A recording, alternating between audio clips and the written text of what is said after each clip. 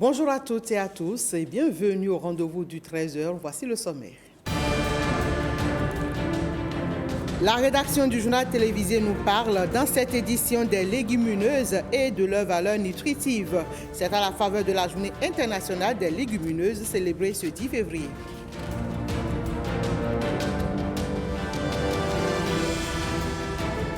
La restauration du lac Nokoué préoccupe le ministre conseiller à la justice et aux relations extérieures.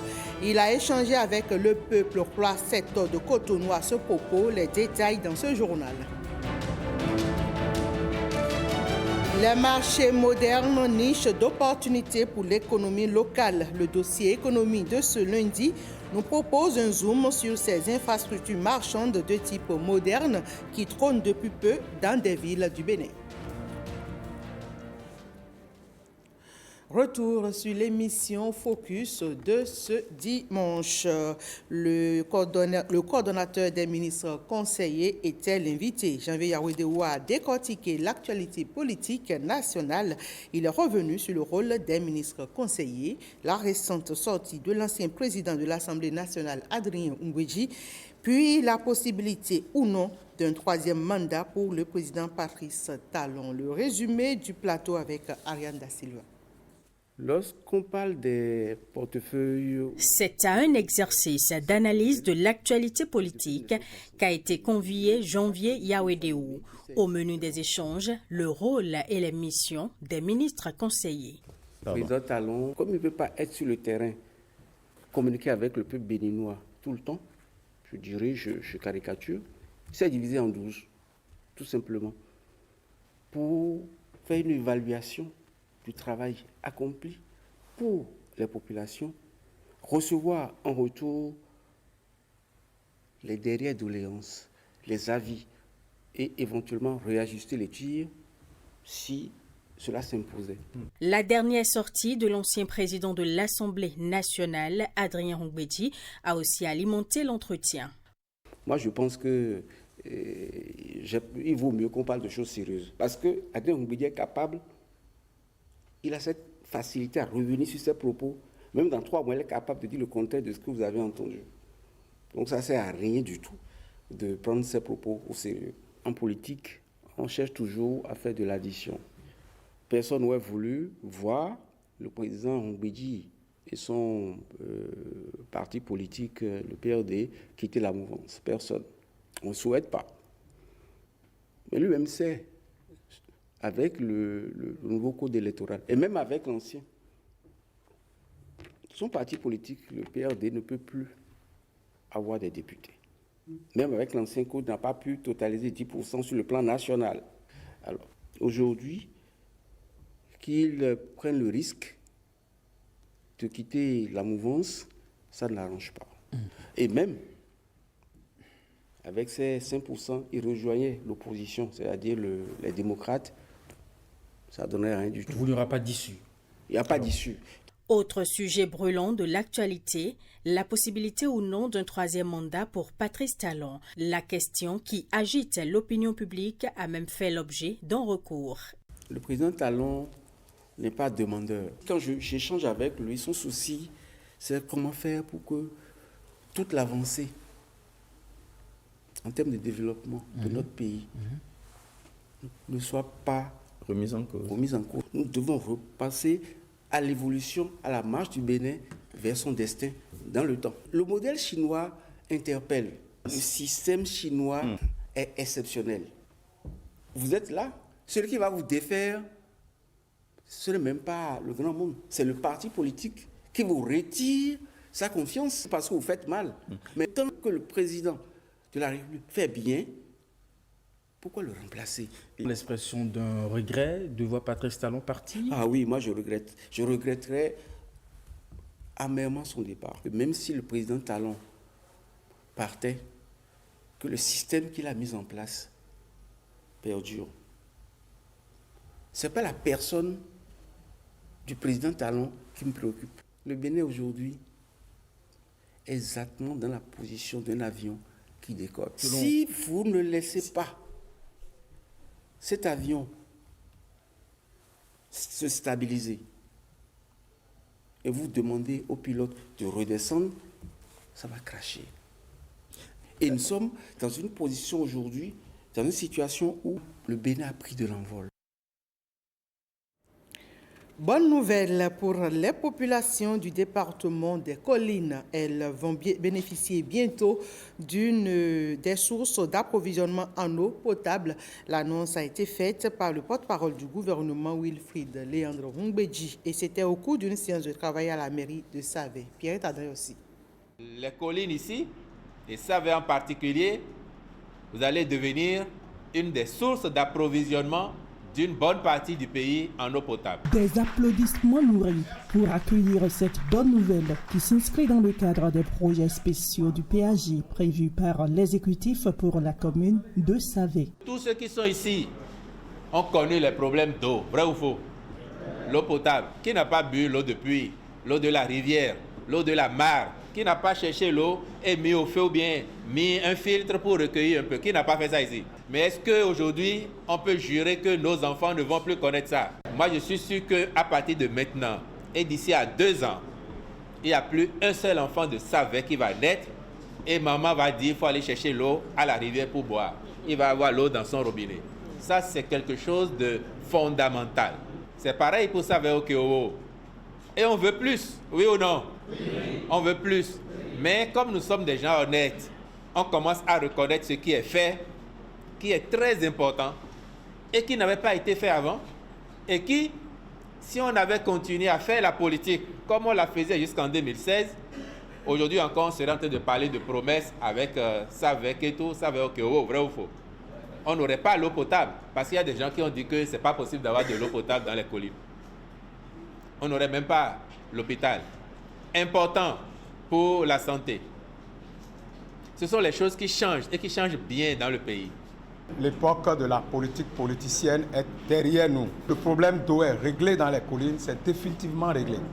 De 2 millions de mètres cubes de production d'eau avec Aedjoko, j'ai le bonheur de vous annoncer l'avenant pour la réhabilitation de l'IFO, afin que 12 millions à 14 millions de millimètres cubes d'eau soient disponibles désormais pour les 20-30 années à venir pour la population de Savé, Ouessé, Glazoué, Dassa, mettons les collines en général.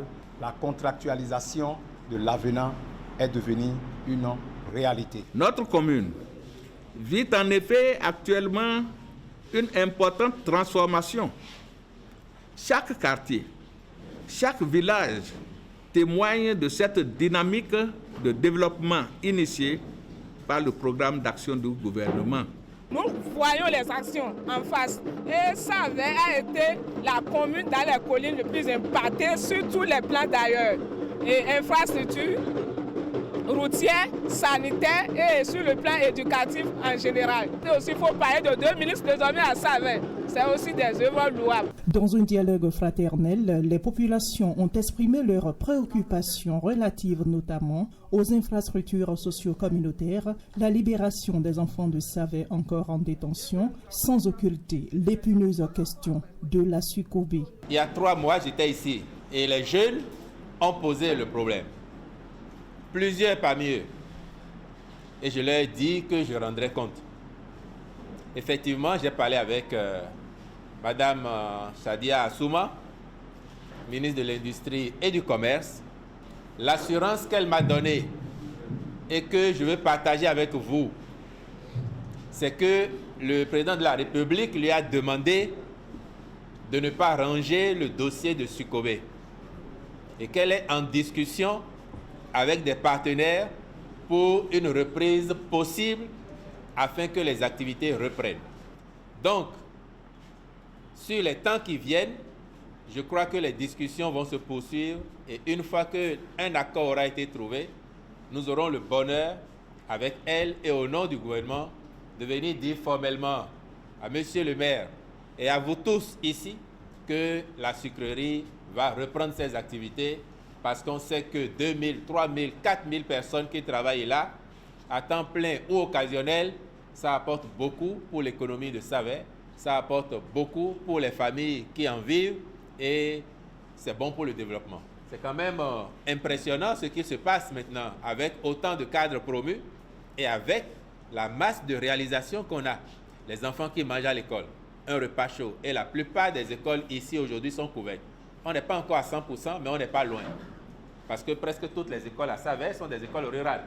Or, dans les écoles rurales au plan national, on est à 90%. Et ça, ce sont vos efforts. Ce sont nos efforts à nous tous. Vraiment, je voudrais vous prier de vous organiser autour des membres du gouvernement. Si vous avez des problèmes, remontez les problèmes. Le chef de l'État nous a missionnés pour ça. La délégation s'est ensuite rendue au Palais Royal de Savès pour une visite de courtoisie à Sa Majesté Oba Adetutu Akemu Akikonjusis Onitiabe. Le palmier à huile, la filière palmier à huile en plein essor au Bénin. Et pour vous en convaincre, je vous invite à suivre ce reportage de Ghislain Poguet. Il est allé à l'Agence territoriale pour le développement agricole, section Plateau. Des structures du ministère de l'Agriculture, de l'Élevage et de la Pêche sont sur le terrain. C'est une mission conjointe de suivi donc, des pépinières de production des plants de palmier à huile. Ceci en prélude au lancement officiel de la campagne de plantation du palmier à huile pour le compte de l'année 2024. La TDA 6 a effectué un certain nombre d'appuis depuis 4 ans. Pour cette mission de suivi sont mobilisés l'Agence territoriale de développement agricole Plateau qui porte cette filière, le Centre de recherche agricole sur les plantes pérennes, la direction départementale du Plateau, de l'agriculture, de l'élevage et de la pêche et une équipe de la DPV, la structure chargée des questions de certification. Une forte mobilisation pour mettre en œuvre et transformer en action concrète la vision du gouvernement de la filière palmier à huile. Aujourd'hui, c'est plus d'une vingtaine d'hectares de champs semenciers qui portent les palmiers par an que nous utilisons pour produire ces semences. Et ces semences, c'est en termes de graines de palmier à huile que nous faisons germer. Donc ces semences améliorées sous forme de graines germées sont obtenues ici au CRAPP et mises à la disposition des pépiniéristes. Ce sont des producteurs que nous avons sélectionnés, que nous avons formés, à qui nous donnons les graines germées et qui les utilisent pour produire les plants. Et ce sont ces plants qui sont mis à la disposition des planteurs en début de chaque campagne pour installer les palmeraies. Pour la production, les appuis aux pépiniéristes sélectionnés, à citer la mise en place du dispositif d'arrosage et d'irrigation, une subvention à hauteur de 50% des plants de palmier à huile, la mise en place d'unités mobiles de prestation de services pour aider les producteurs à faire certaines opérations spécifiques comme la récolte par exemple, la subvention des intrants spécifiques. Tout commence par la production des semences assurées par le Centre de recherche agricole des plantes pérennes, un des 8 centres de recherche de l'Institut national des recherches agricoles du Bénin. Il a pour mission de générer les technologies pour le développement des filières cocotiers, EVA et palmier à huile. Pour le palmier à huile, tout un dispositif est en place. Un dispositif efficace qui évalue différents matériels végétaux de palmier à huile, les caractérise pour identifier les plus performants qu'on croise pour avoir les semences sélectionnées. Nous faisons ici l'opération de contrôle phytosanitaire. L'opération se fait chaque semaine sur chaque lot de graines à la serre.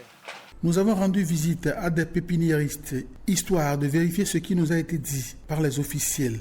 J'ai d'abord la formation, les matériels de travail tels que des brouettes, j'en ai reçu, les raccords pour l'arrosage, l'installation pour faciliter l'arrosage.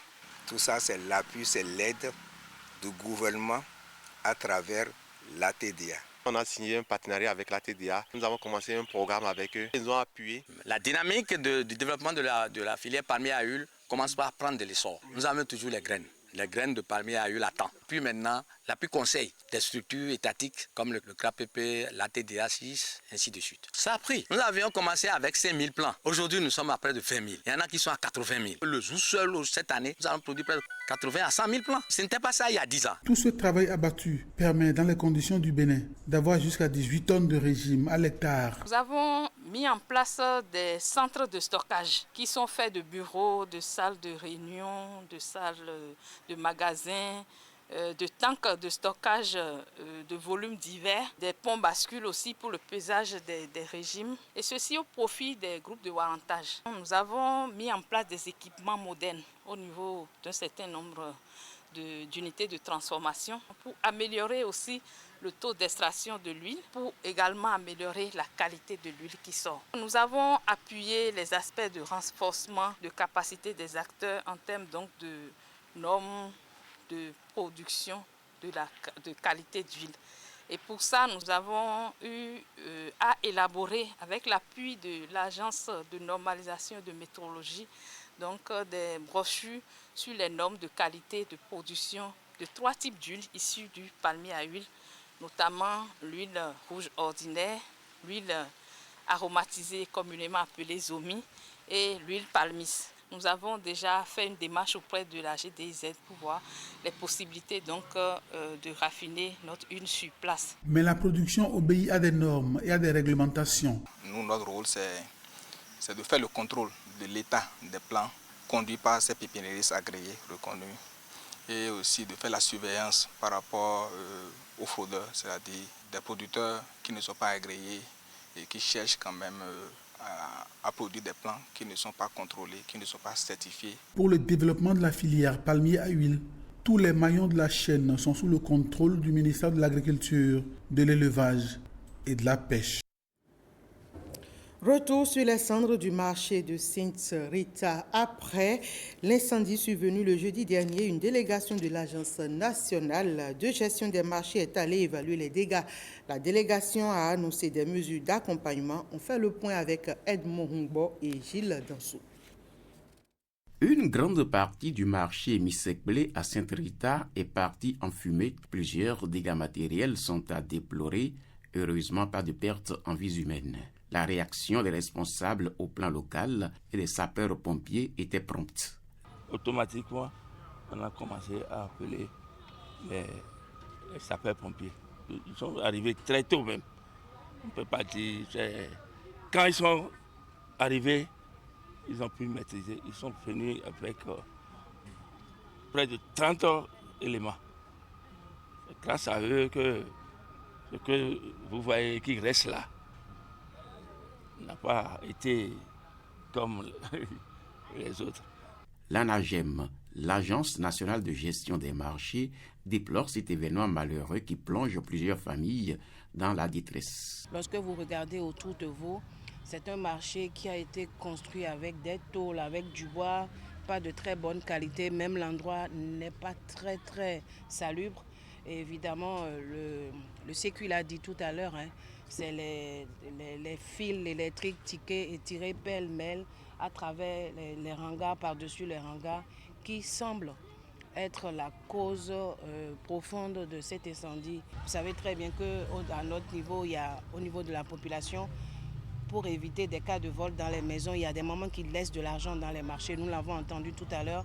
Il y a de l'argent également qui a été laissé dans le marché et donc d'un coup, on perd non seulement sa marchandise, mais on perd également le peu d'argent qu'on a eu. L'Agence nationale de gestion de marché donc, va prendre la tâche avec la municipalité de Cotonou et voir dans quelle mesure nous pouvons récupérer soit les 70 marchands au total, soit une partie qui le veut pour les abriter dans les marchés environnants.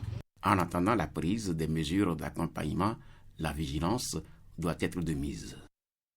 Le ministre conseiller à la justice et aux relations extérieures a rencontré le peuple roi secteur de Cotonou au cœur des échanges. Je vous l'annonçais en titre, la restauration du lac Nokoué. Les précisions avec Heureuse Danondé. En tant que cadre supérieur de l'administration générale et territoriale, je suis un pêcheur. Je suis un gros pêcheur. Parce qu'à nuit, vous pouvez gagner plus que votre salaire. Il faisait bon vivre d'aller pêcher dans le lac Nokoué. Mais depuis quelques années, le lac n'offre plus autant de chances à la population Khoulaseto de Cotonou. Le métier de pêche à Cotonou aujourd'hui ne profite pas aux pêcheurs. Les parents n'ont pas la possibilité aujourd'hui d'inscrire leurs enfants en première année d'université après le bac parce qu'ils n'ont pas les moyens. Ils ne vont plus à la pêche. nous ne sommes que les 7 là. Quand ceux qui volent sont les agents de sécurité, comment le voleur peut disparaître? Il faut inclure nos frères des 7 là. Parce que c'est eux qui sont les victimes. Les associations de pêcheurs, il y en a trop. On a tenté de regrouper toutes ces associations en une plateforme nationale des acteurs de la pêche et de l'aquaculture, mais ça n'a jamais marché. Même la CEDEAO s'est investie personnellement en mettant à disposition des fonds, mais ça n'a pas marché parce que les pêcheurs, les associations ne s'entendent pas. Au cours de la présente réunion communautaire entre le ministre conseiller à la justice et aux relations extérieures et les autochtones, le projet PROMAC, initié pour restaurer le lac Nokoué, est présenté aux populations. La première initiative qui a été prise au niveau du secteur de la pêche a été la mise sur pied d'une commission ad hoc par le président de la République lui-même, qui a constaté que dans le secteur de la pêche, ça ne va pas du tout. Nous avons le projet PROMAC. C'est un projet qui concerne l'aquaculture et les chaînes de valeur. Et tous nos espoirs sont tournés vers ce projet-là. Les participants à la dite séance ont aussi émis le vœu de rencontrer le chef de l'État lui-même. En attendant, le ministre conseiller à la justice et aux relations extérieures, émissaire du chef de l'État, promet un compte rendu fidèle à l'autorité des différentes doléances du peuple autochtone pour la CETO de Cotonou. Dans les échanges, vous aviez dit que c'est parce qu'on n'est pas proche de vous, on ne vous explique pas les choses. Aujourd'hui, avec la nomination donc, des ministres conseillers, vous avez la chance donc d'avoir des intellectuels directs qui chaque jour seront avec vous.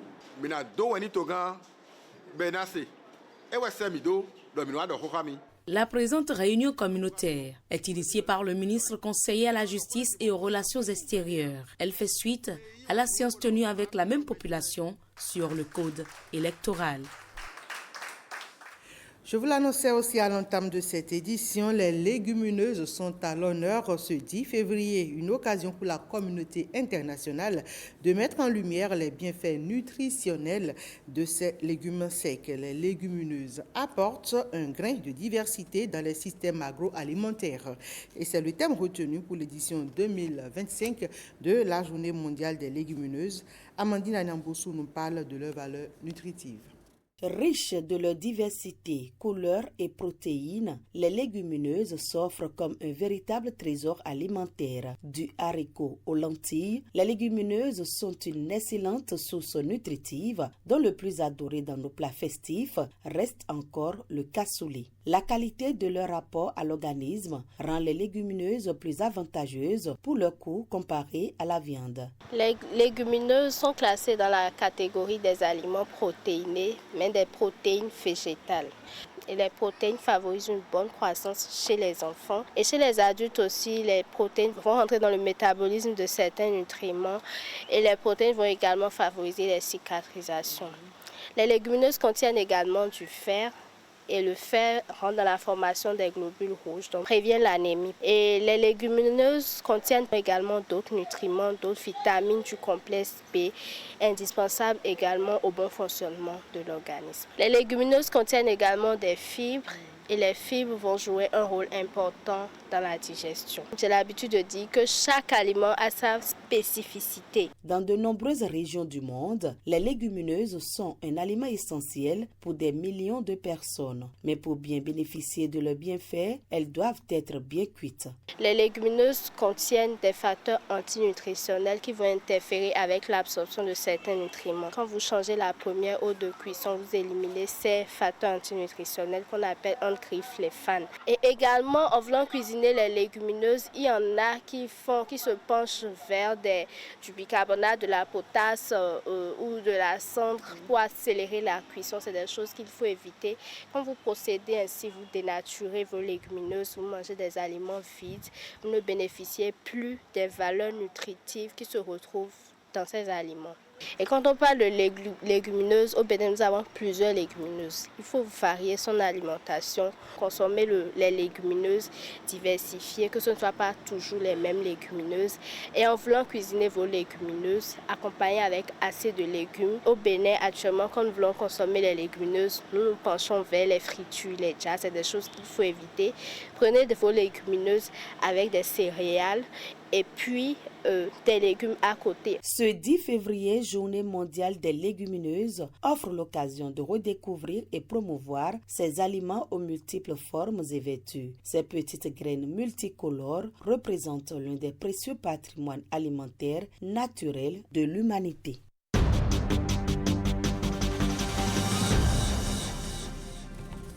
Des infrastructures marchandes de type moderne ornent depuis quelque temps les rues de certaines villes du Bénin. Le contraste saisissant avec les espaces marchands initialement insalubres et insécures apporte de la joie dans les cœurs. Mais au-delà, l'impact économique n'est pas non moins négligeable. Le dossier économie du jour y est consacré. C'est avec Jennifer Sativi et Wenceslas Sarouimo. Système d'échange où se confrontent l'offre et la demande, le marché, plateforme par excellence du commerce, est connu pour contribuer à la réduction de la pauvreté.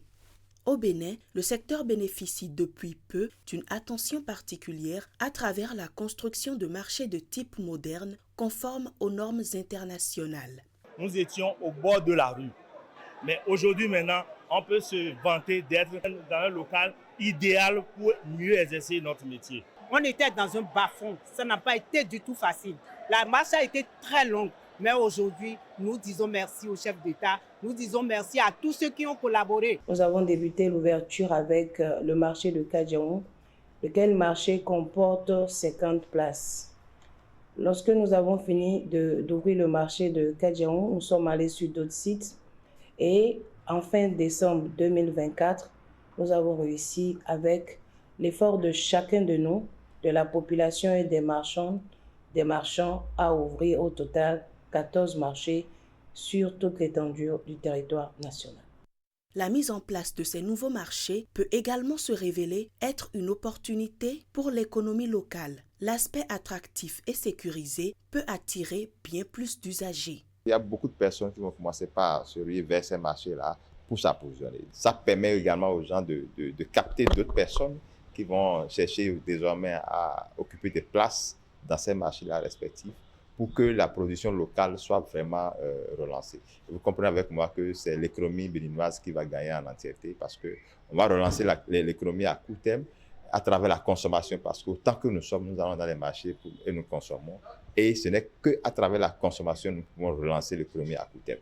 L'occupation des stands n'étant pour l'heure soumis à aucun frais, il n'en demeure pas moins que les marchands pourront participer à l'entretien une fois un prix fixé. Ce n'est pas une vision business, c'est une vision accompagnement, d'accord, assistance pour que nous puissions vraiment avoir des marchés modernes à des standards sur le plan international, pouvant nous permettre alors de dire, bon, on a relevé le niveau quand même de nos marchés. Les bonnes dames même savent qu'elles ne peuvent pas occuper l'espace de façon gratuite, de façon éternelle. Ça doit venir forcément à un moment donné que vous allez contribuer un tout petit peu à couvrir parce qu'il y a aussi des charges. Je pense que le moment venu, ce n'est pas quelque chose qui va dépasser les marchands. Ils savent de toutes les façons que même si c'est des infrastructures marchandes qui sont mises en exploitation, sont des sites sociaux, donc mis à la disposition de la population, il n'en demeure pas moins que les marchands participent un peu à la chose en soutenant l'activité, en soutenant ce qui se fait. L'accent a également été mis sur la grande capacité d'accueil des espaces afin de satisfaire le maximum de marchands. Le gouvernement de son Excellence, M. Patrice Talon, a fait construire les marchés avec de très grandes capacités. Aujourd'hui, lorsque nous avons fini d'installer les marchands, nous avons laissé des places, beaucoup de places, je dirais, dans les marchés.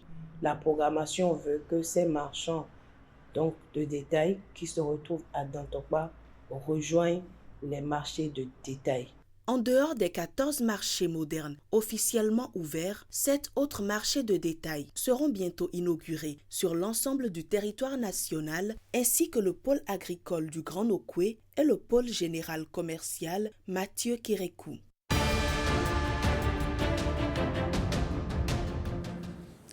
Quelques notes en interactualité pour boucler ce 13h, c'est avec Amandine Aliamboussou.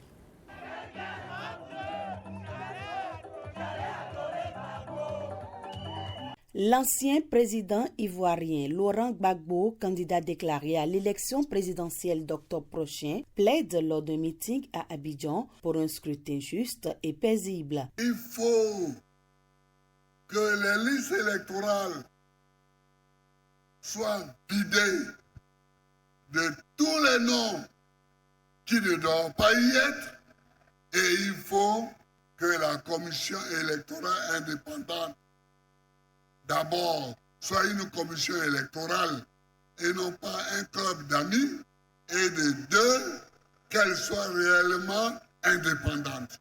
Même s'il n'a pas directement évoqué son cas personnel, Laurent Gbagbo a dressé une liste de conditions à remplir pour que l'élection se passe pacifiquement.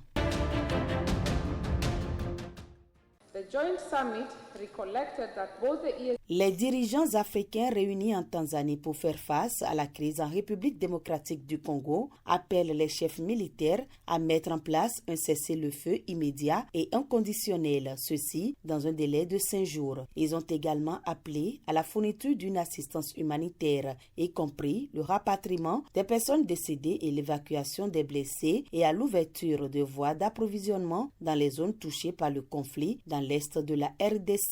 Au lendemain de cet appel, une accalmie est observée au sud Kivu. C'est tout pour ce 13h. Merci à toutes et à tous de l'avoir suivi.